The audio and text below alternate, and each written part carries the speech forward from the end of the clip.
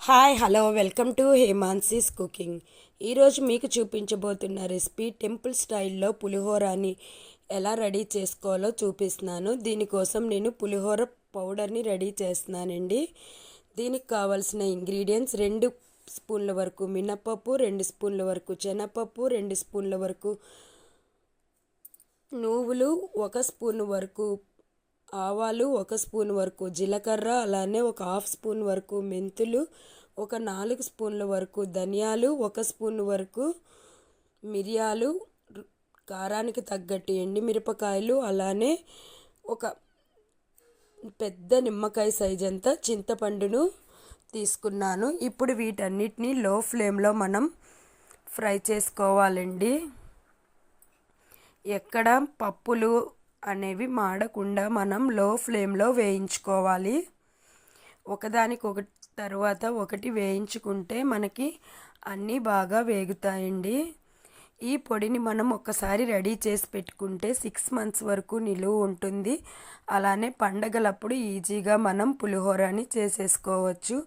పండగలప్పుడే కాదండి, మనం పిల్లల లంచ్ బాక్స్లోనూ కూడా ఈ పులిహోర పౌడర్ని యూస్ చేసి పులిహోర చేస్తే చాలా బాగుంటుంది. ఈజీగా అయిపోయే ప్రాసెస్ కూడా మనకి. ఇలా అన్నీ వేయించేసుకున్నాక లాస్ట్గా చింతపండును కూడా వేయించుకొని మనం ప్లేట్లోనికి తీసుకొని వీటన్నిటిని బాగా ఆరబెట్టాక ఒక మిక్సీ జార్లో వేసుకొని మెత్తని పౌడర్ లాగా మిక్సీ పట్టుకోవాలి.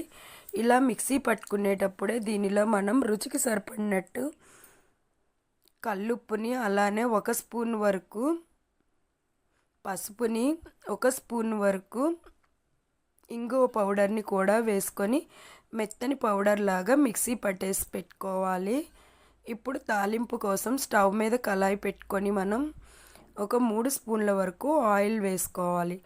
ఆయిల్ బాగా హీట్ అయ్యాక పోపు దినుసులను 1 స్పూన్ వరకు వేసుకోవాలి. అంటే ఆవాలు, జీలకర్రని వేసుకోవాలండి. పులిహోర కోసం ముందుగానే అన్నం వండి మనం బాగా ఆరపెట్టుకోవాలి. ఇప్పుడు దీనిలో ఒక 3 ఎండుమిరపకాయలు, అలానే కొంచెం కరివేపాకును కూడా వేసేసుకొని బాగా ఫ్రై చేసుకోవాలి. ఇప్పుడు దీనిలో 1 స్పూన్ వరకు శనగపప్పు, 1 స్పూన్ వరకు మినప్పప్పు, ఒక 2 స్పూన్ల వరకు వేరుగళ్ళను కూడా వేసుకొని బాగా ఫ్రై చేసి పెట్టుకోవాలి. ఇప్పుడు దీనిలో ముందుగా రెడీ చేసుకున్న పౌడర్లో నాకైతే కొంచెం అన్నం సరిపోతుందండి. ఒక 3 స్పూన్ల వరకు పొడిని వేసుకున్నాను.